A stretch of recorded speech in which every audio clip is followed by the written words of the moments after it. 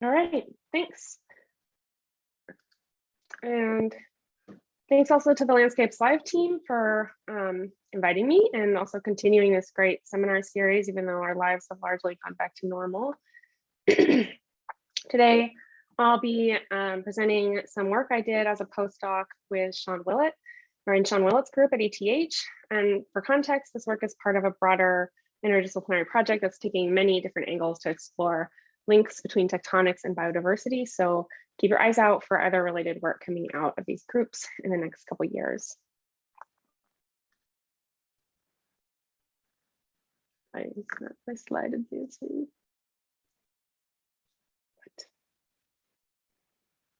Sorry. I don't know why this is not working. I lost my mouse. There's no problem. Take your time. There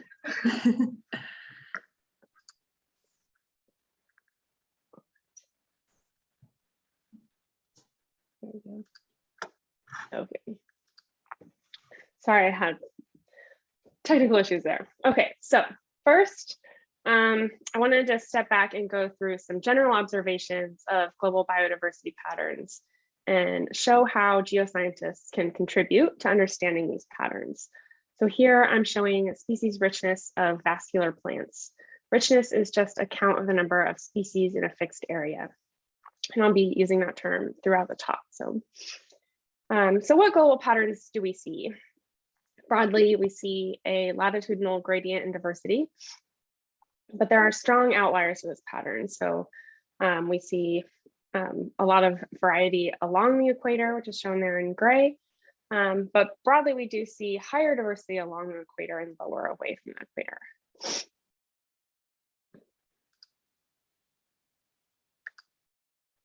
When we look at vertebrate species richness, we see similar global patterns with higher diversity mostly occurring in tropical regions.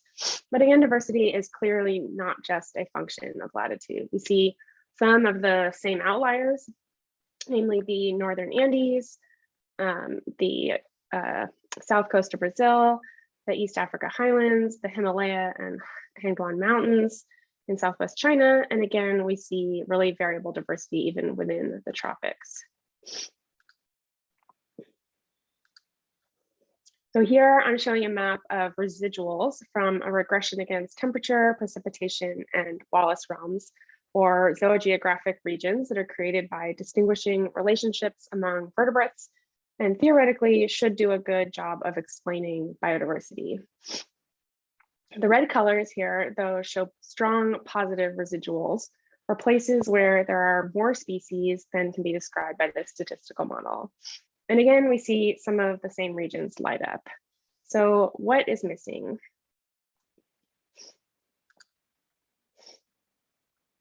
Well, many of these hyperdiverse regions correspond to mountains or regions with topographic complexity. And it turns out that mountainous regions make up only about a quarter of the land area, but then they host close to 90% of the world's mammal, bird, and amphibian species. So this observation and the challenge it is to explain mountain hyperbiodiversity has been termed Humboldt's enigma. After Alexander von Humboldt, a pioneer thinker in mountain biogeography who is most famous for those drawings of elevation vegetation zones in the Andes that you may have come across. So where do all these mountain species come from? What are the evolutionary routes to the extraordinary endemism observed in mountains? This landmark study by Merck et al. In 2015 sampled an entire biota on a 4,000 meter peak in Malaysia. And what they found was that the majority of mountain species have sister taxa that occur in the nearby lowlands. So this tells us that mountains don't simply provide new niches that then get colonized from afar, but that they really create mountain endemics through heightened diversification. So what about mountains or topographic complexity lead to high biodiversity? A recent global analysis focused on species richness in areas delimited as mountains, and they regressed richness against a number of both climatic and geologic variables. So they confirmed the importance of precipitation and temperature. And then they also found a strong correlation between relief, that's here, and soil heterogeneity and species richness. Of all, it's really interesting that relief and soil heterogeneity are correlated to species richness, even within mountainous regions. It still doesn't really explain the link or the process between the evolutionary development of relief and soil heterogeneity and biodiversity. And this is where we need to be bringing in time. So statistical models will only ever be able to capture contemporary conditions. And sure, we could build more and more complex statistical models to account for more variables, but we may never capture the full story because we won't be looking at the dynamics through time. And even if we could get really perfect correlations, we still would not know the processes that created them. So understanding these processes from the landscape side is, of course, where geoscientists fit in.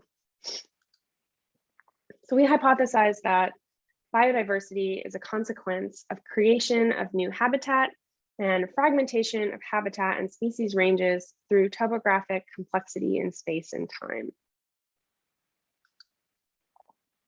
Since of course we can't observe landscape dynamics or evolution over geologic time, one way to test this hypothesis is through modeling. So we coupled a landscape evolution model with a mechanistic model for biodiversity, or a model that simulates speciation, evolution, extinction, and dispersal using simple mechanistic rules rather than statistical or probabilistic rules. And the idea is that we can perturb a landscape and then watch how the landscape and the biodiversity it hosts evolves in response. The idea is not that we can predict an exact biological outcome, as clearly both models are simplistic, but rather that we can identify mechanisms by which geological or geomorphic processes influence biodiversity. So what are these seed models? We did not invent them, but these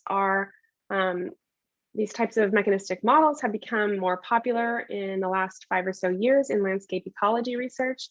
And there are a number of papers out now that use these models. Most recently, Hagen et al.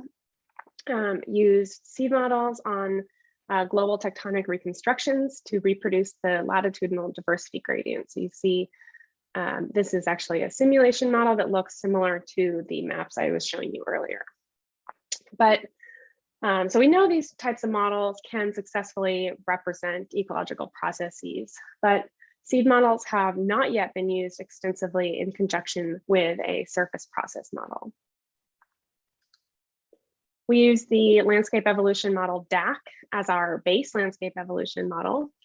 So here I'm showing an animation of a DAC run using uplift and horizontal motion. And we're going to zoom in now to an area right around here. DAC has an irregular dynamic grid. So nodes can be added, removed, or translated in space, as you see happening here. It's similar to other surface process models, except the important difference is that it is a Lagrangian model. So the rivers and divides are tracked exactly. And this precision is important in this context in that we're trying to represent barriers that define biological habitat.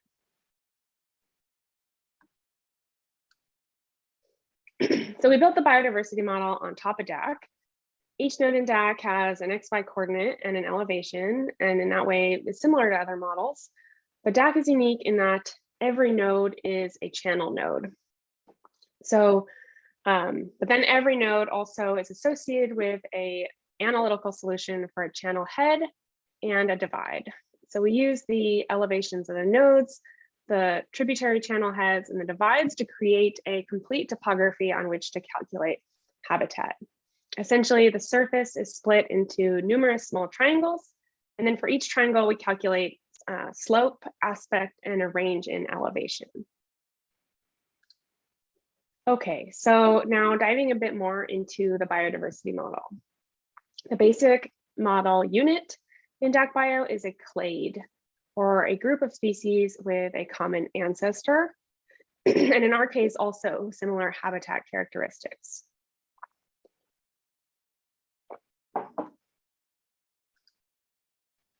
We define what constitutes a habitable grid node for the clade based on a set of physiographic parameters. So the first is clade type, and that can be either just aquatic or terrestrial. And the second are physiographic traits. For aquatic clades, two parameters control the distribution. A minimum basin discharge controls what size basin can be occupied at the outset. And then minimum contributing area acts to limit the occupation of the headwaters. Terrestrial traits can be composed of any combination of elevation, slope, aspect, and discharge. Okay, so I said the basic model unit was the clade, but clades can be composed of multiple species. And then within each species, there can be multiple populations or clusters of each species. So species and populations differ in that genetic mixing occurs when populations of the same species merge, but not when species merge. So what do I mean by merging? Here's a simple cartoon example of the idea of merging of species or habitat or population ranges following landscape change. And a lot of what I'll be talking about for the rest of the talk involves connectivity changes like merging and fragmentation. So I want to be very clear about what I mean by this. So here I'm showing a simple example of the idea of habitat or species or population range fragmentation following landscape change. So now we're ready to look at the mechanistic biological processes simulated in a seed model. So just a heads up, I'm going to talk about these processes in a slightly different order than listed here. Speciation in DAC-Bio occurs only via allopatric speciation, which is speciation following geographic isolation. If a species range is fragmented, as is shown here, and a population remains isolated for longer than a set time, which is called the speciation time, then speciation occurs. So here we have species 1 with a contiguous habitat in frame A, and in frame B, species 1 is fragmented into 2 populations, and then by frame C, this lower population of species 1 has speciated into a new species. This process increases the number of species in the domain, but does not increase the number of species at a given node, as every node still is occupied by only a single species. The next process is dispersal.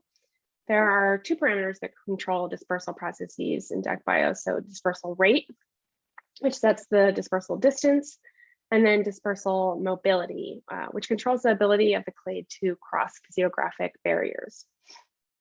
Here I'm showing a cartoon grid with divides in red, and then the rivers in blue, and the nodes are colored in various colors. So this node in the red in the center is the source node in question, and the arrows show the dispersal route. This clade here has high dispersal mobility, and you can see it can cross this uninhabitable node and the water divide, and over here it can cross divide and here. However, if the clade is aquatic, dispersal mobility is low and dispersal is limited to the channel network. Most of the terrestrial runs that I'm going to show you today will have a medium dispersal mobility, such that they can cross divides to get to an adjacent habitable node, but they can't cross uninhabitable nodes, with the idea that the species range reflects habitats, or that fragmentation of species ranges occurs when habitat fragmentation occurs. Going back to changes in species ranges, if ranges merge again after fragmentation and speciation, then dispersal of both species throughout the new range increases the mean richness, or the average richness over the occupied nodes. Evolution. So evolution allows populations to adapt to the local conditions as the landscape changes. So this graphic shows the habitat parameter on the y-axis, and this can be elevation, slope, or aspect, or discharge. The green marker labeled node habitat is just the measure of the landscape at that node. The red marker is the habitat parameter for the local, or that is the single node population of the species. And then the purple marker is the mean of all the nodes in that population. The parameter evolution rate sets how fast the local population can adapt to the node habitat.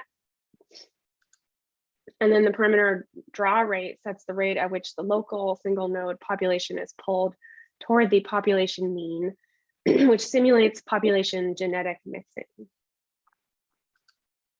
Okay, lastly, the process of extinction is pretty straightforward. A species goes extinct when the habitat patches it's occupying disappear. So here I'm showing extinction of species 2 in turquoise and range expansion of species 1 in orange, as might happen with a lowering of elevations across the domain.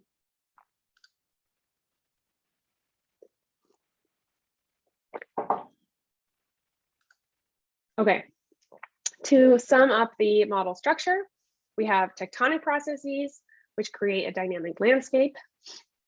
The changing landscape, along with physiographic parameters, define the habitat distribution. And then biological parameters control how the taxa responds. And this creates the model output of interest, which is species ranges and diversity. So in the rest of the talk, we'll look at 2 tectonic scenarios, step increase of rock uplift rate and translation or advection of rock horizontally, as might occur in orogenic wedges such as Taiwan, Olympic Mountains, Apennine Mountains, or the Caucasus. We'll look at simulations of both aquatic and terrestrial clades, with aquatic clades being those confined to the channel network, and then terrestrial clades being those that are defined by topographic traits and also able to cross divides. Each time step, we will measure diversification rates, richness, and endemic richness. Diversification rates are calculated by counting the number of new species and subtracting the number of extinct species, and then normalizing those by the number of extant species in that time step. Richness is just a count of extant species at each node, and endemic richness is the sum of the inverse range size. So you can basically think about it as a measure of the number of range restricted species at any node, or small range species. Okay, so now it's time to look at some simulations. So the first things I'm going to show you are just a few simple simulations with the goal to shed light on how all these different parameters interact to influence biodiversity. So here I'm showing animation of how elevation changes with instantaneous doubling of uplift rate at simulation outset. We start with the simulation adjusted to a low uplift rate, and then we see how elevations rise and rivers in size in response. The topology of the river network doesn't change. So for this scenario, we're just going to look at terrestrial runs, terrestrial clades. Okay, now looking in planform view, here I'm showing clade presence in green. And you can see I've chosen a widespread clade that is already fairly fragmented. There's no evolution, and we have a rapid dispersal rate with medium dispersal ability, so we can easily interpret the effects of habitat fragmentation. Okay, so let's see how clade presence changes through time with this increase in elevations throughout. You can see that with no evolution, what was once a widespread clade becomes highly fragmented with very low cover. How does this fragmentation then affect richness? We see that while there's one cluster with high richness, generally richness is low. However, endemic richness is very high in these small pockets where the clade exists. Okay, so next we can add evolution. We'll keep the same dispersal abilities, and we'll see how presence changes now that we've allowed the clade to evolve.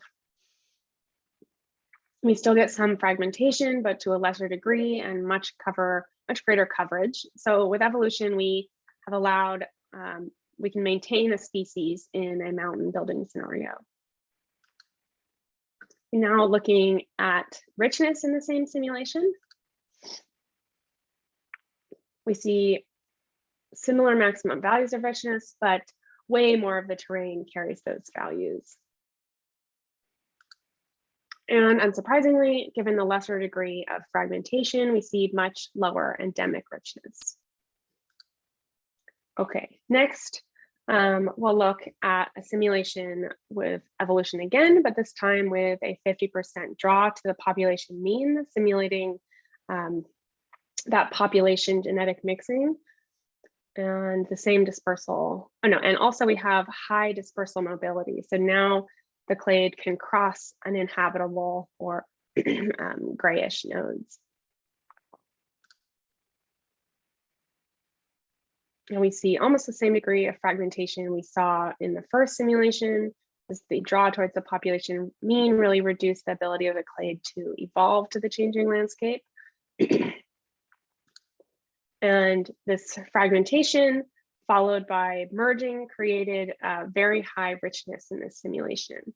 The other simulations I showed had final richness values in the tens, and here we have up to about 700. Not surprisingly, the greater connectivity in this simulation led to far lower endemic richness. Okay, so to summarize these parameters, we saw the highest richness in runs that had both frequent fragmentation and merging of species ranges. And then the second most important thing was the speciation time relative to the rate of landscape change. So if speciation time was too long, populations frequently mixed again before speciation. So of course, speciation time is just set, but what controls the fragmentation and merging of species ranges? So physiographic traits, or these habitat traits, control how fragmented the range is to begin with, and then also how susceptible it is to fragmentation. Dispersal mobility indirectly influences fragmentation because it strongly influences connectivity. So if we consider habitat that's fragmented, a species that can disperse across uninhabitable terrain won't experience the same degree of fragmentation as a species that's a poor disperser. We found a medium dispersal mobility to result in the highest richness. Evolution rate and draw rate are also really important. They're especially in this case with a lot of elevation change. So they're a bit more complicated. They get their own slide.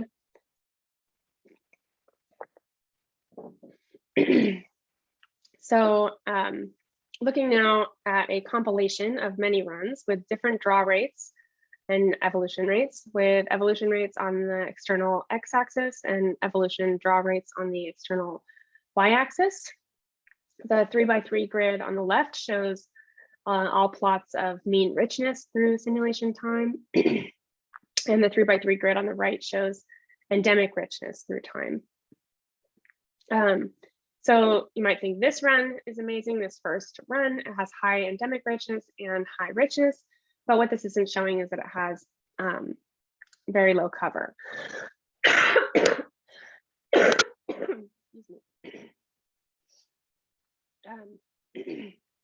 So, and then I've grayed out these plots and these plots because there was no change in that.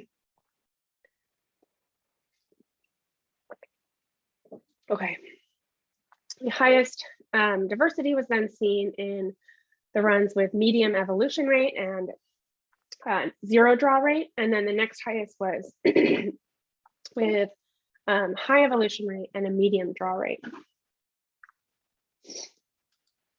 Okay, so now we know how all the parameters work and interact with each other, but can we trust the results of this model? So one way to test a model is to see if you can reproduce some observed patterns. So we tested DAC-Bio by seeing if we could reproduce the mid-elevation hump in species richness that has been documented worldwide. So here I'm showing plots for 5 different continents, showing the elevation gradients in diversity of small mammals. So we used 5 initial species with equal ranged bands of elevation that cover the entire range of the initial condition, which was a low elevation, low relief landscape. And We use the same range and slope such that all the initial species would be equally susceptible to fragmentation. We used a high evolution rate with a 50% draw to population mean so that we would maintain coverage throughout the simulation, but still create fragmentation and merging. And we used a rapid dispersal rate within the habitat range, but a medium dispersal ability. So again, just looking at habitat patches. So at t equals 0, we double the rock uplift rate. Oh wait, still looking at the initial conditions, sorry. So the habitat traits I picked create an initial condition with richness of 1 at almost all elevations, a few overlapping spots, so shown on the left in the plot and on the right in the map in beige, with species richness of 1 being in beige and 2 where the ranges overlap is in purple. Also, the inset here shows that the initial condition had almost 100% coverage. Okay, so now we double the uplift rate. And then what we see is after 20 million years, we see the emergence of a mid-elevation peak in species richness. So the pattern in this pattern in richness actually occurs pretty frequently and runs with a single clade as well, but generally it goes along with a similar pattern in cover and particularly much lower coverage overall, which is why I chose to use 5 initial species to try to capture this larger fraction of the model domain. So here we have this pattern, but we also have pretty high coverage throughout. Okay. You can also look at how diversification rates change with time in runs with this step change in uplift rate. And what we see is that we get this big peak in diversification pretty much right away or after the one speciation time has elapsed, but that rates really decline pretty quickly as the landscape adjusts to that, to the new uplift rate. Of course, the geomorphologists in the room are thinking, well, that probably depends on the landscape response time, and you're right. And then that depends on the rock type and the climate.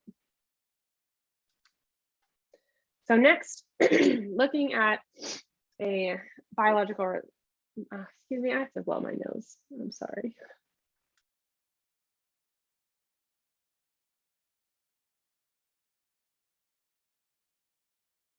Okay, I'm back. Okay, next looking at the biological response to rock advection or horizontal motion as observed in an orogenic wedge formed at a convergent margin. So in these models, new material is accreted to the wedge on the left or the west, and then is transferred over to the east. We start with a landscape that's adjusted to uniform uplift, and then with no advection, and then we add advection at time equals 0. Okay, so I'll be showing the biology results in a map view. So to give a clear picture of the dynamic landscape, here's an animation of elevation in map view as well. So the parameter values that we use are on the right here. So nodes are advected from the lower boundary towards the upper boundary at a constant and uniform rate of 2 millimeters a year. And at first you see the rivers on the pro-wedge lengthen, and then the rivers on the retro-wedge shorten. And eventually we see that the main divide reaches a stable position. But from the material perspective, it is constantly migrating, with retro-wedge rivers frequently capturing headwaters of pro-wedge rivers. So we can ask the question, do the observed patterns in river capture from the pro-wedge to the retro-wedge lead to biological signatures? So first we'll look at the response in an aquatic clade. The colors here show the initial populations, and you can see that at simulation outset, each basin is its own population of the starting species. Next, we can see how richness develops through time. First, we start to see richness build up in the larger basins on the pro-wedge and retro-wedge side. And then once the divide stabilizes, we really start to see richness just build on the retro-wedge. We can look at these results more quantitatively. So here I'm showing plots of diversification rates at the top, mean richness in the middle, and then mean endemic richness on the bottom. And I've colored the lines for the values for the pro-wedge in orange and the values for the retro-wedge in purple. We see that diversification rates pick up just a little bit after the main divide has stabilized. So this occurs as captures across the main divide become more frequent. So we can look at why that is a little bit closer. So the cartoon on the right shows how these captures from the pro-wedge to the retro-wedge lead to speciation. So in t=1, we have no capture. At t=2, the retro-wedge river captures a piece of the pro-wedge. Still in t=2, species 1 from the retro-wedge has dispersed into the captured reach, and species 2 from the pro-wedge has dispersed throughout the retro-wedge basin. And then sometime later, after the speciation time has elapsed, that population of species 2 that came from the pro-wedge river has speciated into a new species, species 3. This has increased the richness overall in the domain, and it's also increased the richness at the mean richness of each node on the retro-wedge. So repetition of this process is what results in increasing richness and endemic richness in the retro-wedge basins. And we see this same trend if we decrease the speciation time. We still only see diversification rates and pick up after the main divide stabilizes. So it's not really sensitive to that. I should say it's not that we expect to go out to these mountains and see these same patterns in richness and endemic richness, but rather that these strong patterns really reflect this mechanism being dominant. All right, so next, looking at the response in a terrestrial clade to see if we see this same mechanism, namely dispersal via captures across the main divide. So we used a clade defined by ranges in elevation and slope. And you can see I made it basically a valley bottom dwelling species, but one that could tolerate elevations pretty much up to the main divide.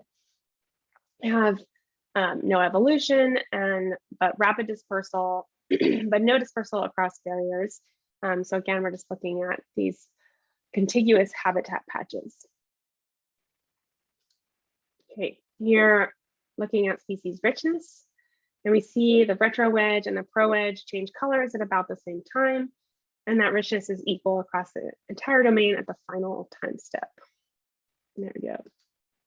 So looking at it in plot form, again with diversification, mean richness, and endemic richness through simulation time.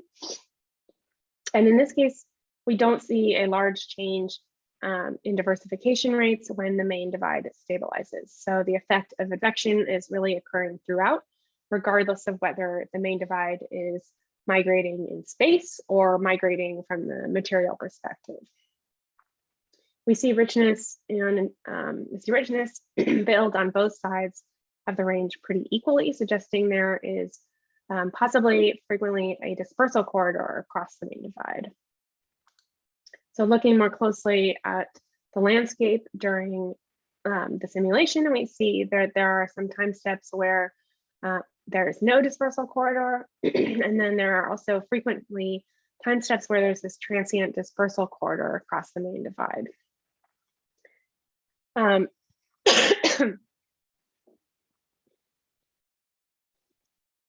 The existence of this transient dispersal corridor did not depend on divide location. And also allowed the terrestrial clade to disperse both from the pro-wedge to the retro-wedge and vice versa.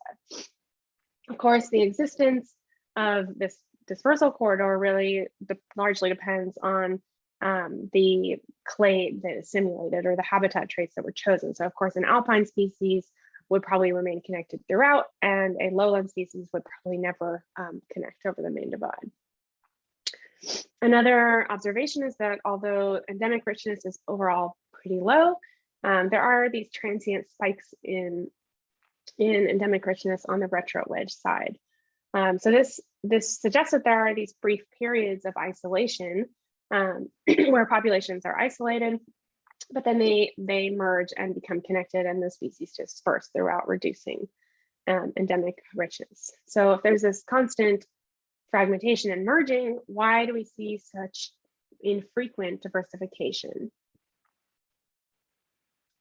So to investigate this, I have the speciation time and also restarted the simulation when the divide was already stabilized, and captures across the main divide are frequent. Hence the x-axis starts at 10 million years. So with a shorter speciation time, we see similar patterns in richness and endemic richness, but we start to see diversification rates pop up more on the pro-wedge. If we have the speciation time again, we see even more speciation on the pro-wedge side and the retro-wedge side, indicating that indeed there's this frequent range fragmentation and merging on both the pro-wedge and the retro-wedge side. And this illustrates how diversification rates really depend on the ratio between the rate of landscape change and the speciation time. Okay, lastly, a quick look at some real data. So here, Wang et al. Looked at the genetics of Taiwanese shoveljaw carp, which have populations, which are freshwater fish, and have populations distributed throughout the rivers of Taiwan. They looked at 2 different types of genetic data and constructed phylogenetic trees of the populations of this species. I've colored the populations on the pro-wedge in orange and the populations on the retro-wedge in purple. And the main thing to take away is that while there is genetic structure that aligns with the river basins and generally tells the story that uplift of Taiwan caused extensive genetic diversification in this fish species, in neither phylogenetic tree do we see that the populations sort out cleanly between the pro-wedge and the retro-wedge. And this indicates that the main divide has not been a permanent dispersal barrier to this fish species.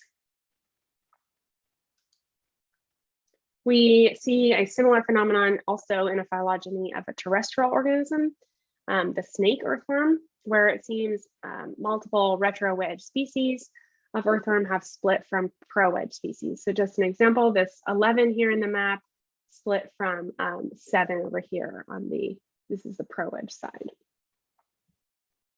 Okay, so I hope I've demonstrated that coupled landscape biodiversity models hold potential for investigating links between geological and biological processes, not necessarily for predicting exact outcomes, but for generating hypotheses for geologic and biological mechanisms driving biodiversity in a way that could help guide collection and or interpretation of both geological and biological empirical data. So I'll just leave the rest of these up, and thank you for listening.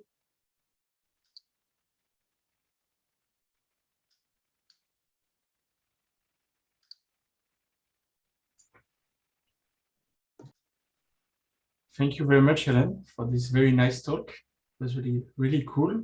So as I just wrote, the chat is now open for questions, and we already have. There's a long one from Steffi first. So okay, I will try. Okay, so Steffi is saying, thank you for the nice talk. Could you maybe comment a little more on the role of humans? I would think that the modern distribution of species richness is heavily impacted by human migration, as human settlement seems to correlate quite a bit with extinction rates. So maybe the modern distribution of species is not only a function of topography and or climate, but also by human settlement. Oh, I don't know that I really am qualified to comment on this, to be perfectly honest. Yeah, I guess we aren't really trying, I haven't been focused on predicting. I guess I would say I'm not really trying to predict species richness or species or any particular biological outcome, but more so trying to elucidate the ways that tectonics and geomorphic processes might influence patterns of species richness. So I guess I'm not even necessarily working with any too much real data or comparing this to too much real data, but hopefully just generating hypotheses. So I guess, for example, the last two, or the fish study I just showed from Taiwan, it was clear that the author wanted, or yeah, they were looking for a signature of uplift of Taiwan, and they expected that that meant that a signature of tectonics meant that there shouldn't be dispersal, that the main divide should be a dispersal barrier. And it's clear they were a little bit confused as to how that wasn't the case, and that those examples that where it wasn't a clear boundary, they didn't have a good explanation for that. And this is where I think that this kind of modeling can contribute, and that we can then say, no, actually, that's also a signature of tectonics, and we can help explain this. So yeah, I'm sorry, I can't really answer that question. Yeah. I think there's a question. Sorry, Steffi. No, but this is good. There's a question by Todd Elos. Todd, if you want to ask directly a question, I think you should be able to. Okay, I assume you hear me. So yeah, thanks for the nice talk. I'll basically just ask what I put in the chat there. But if I understand correctly, you're not considering temperature changes with elevation or precipitation changes across the origin, like orography. Correct. Okay, so I mean, I realize you can't do everything in a model like this at the start, but at the beginning you highlighted that these factors are important for biodiversity, and as would other metrics like how soil thickness changes across an origin. I was just wondering if you've thought about what the impact of that might be. So, for example, if you're looking at amphibians, which I guess you were trying to do in your Taiwan-like example, if you had precipitation and temperature differences across the origin, how would that impact the result? Yeah, I mean, there's definitely, of course, the orographic effect of precipitation and temperature. I have not really thought about that.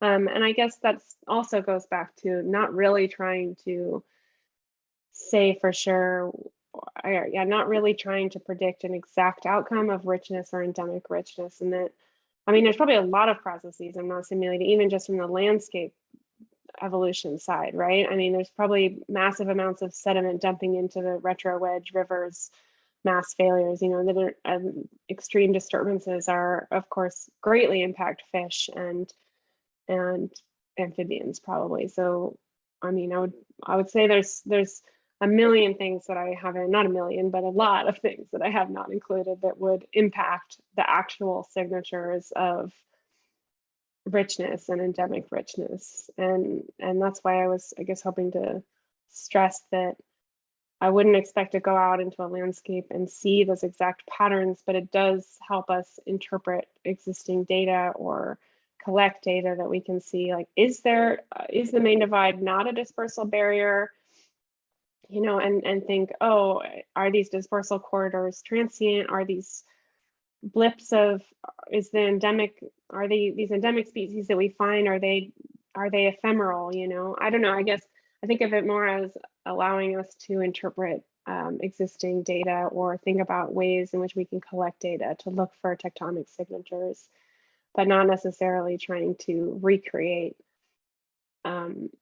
patterns across a particular mountain range, or even across exact patterns across a simulated mountain range. But I agree definitely that I thought about adding soil in particular, because I think soil obviously probably correlates to short and long-term erosion rates. So that would be something that would be really, and obviously it's been shown to be really important for richness, but I have not included that. Maybe some future version of DAC-Bio will include that.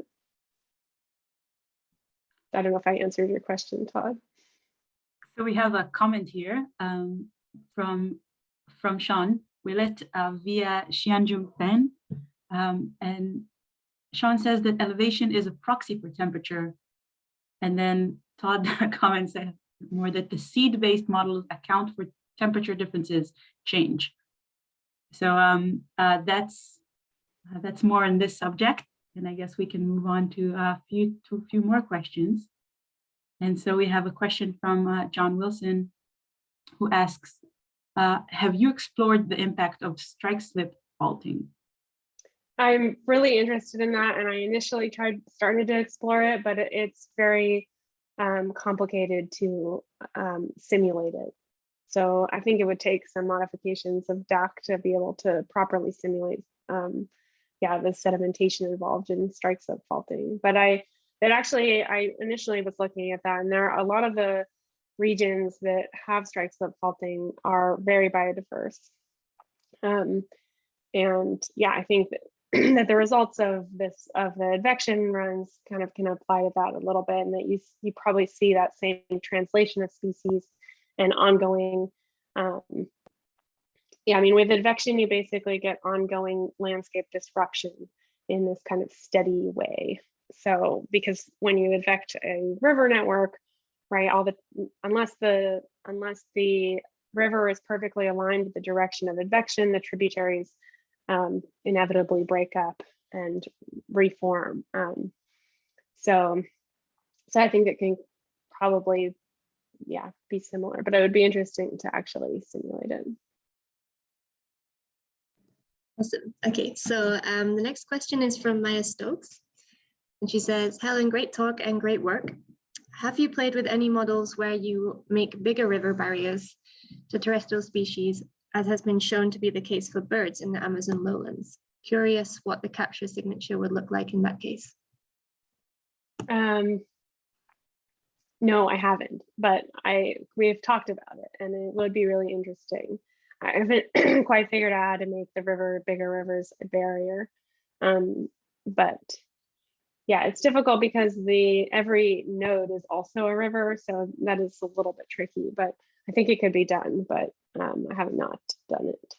But yes, maybe other people will go on to use DAC-Bio and do other simulations of this. Thanks, Maya. So.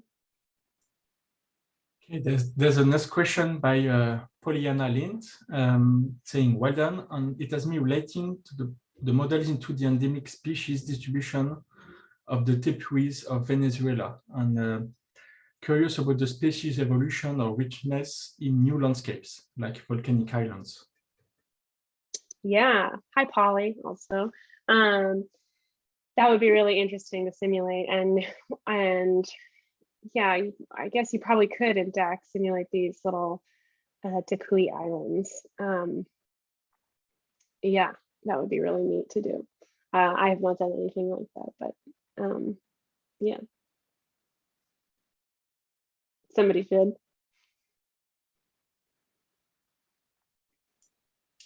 Okay, we still a bit of time for question. If anybody has a question, please do not hesitate to type it or raise your hands. No.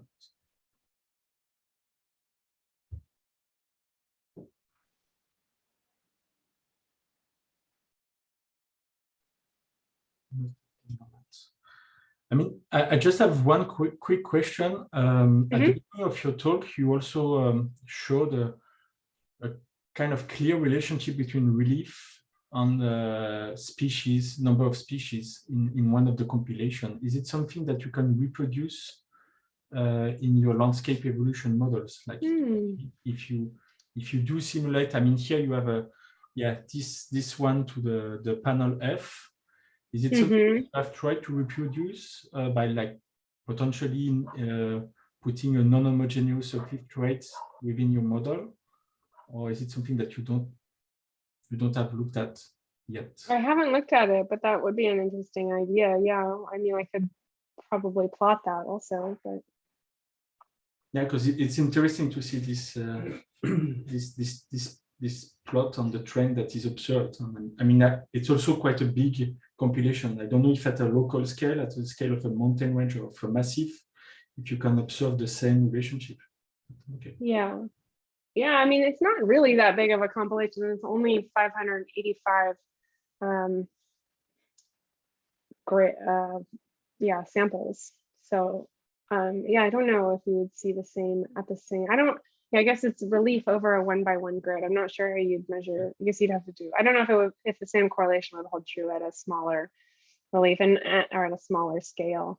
And I would guess that I'm not know that we would see it, but maybe, because probably some of the greatest relief is at mid elevations. Anyway, I think that might. I mean, this might just reflect the fact that at mid elevations you probably have the highest relief, right? If you think about how river profile, the shape of river, I haven't really thought about this until right now, but if you think about the shape of river profiles and the shape of divides, right, you might expect to see the highest relief in the mid elevations. And that's a known pattern in biodiversity, in richness across mountain regions. So that this pattern might just reflect the way that mountain topography is. But I mean, I find the soil heterogeneity more interesting in that, yeah, thinking about river basin dynamics and long-term erosion rates would be interesting to think about how yeah, river basin dynamics and other tectonic and geomorphic processes create that soil heterogeneity. But yeah, that's a good idea. Thank you, Pierre. Okay, so we now have one more question from Bernard Pallet. It says, congratulations on the wonderful talk and the glimpse at an exciting new field linking large-scale tectonics to biology. Species richness seems unusually high in areas such as the Three Rivers area, where horizontal shearing adds to the convergence. Do you have plans to explore that as well?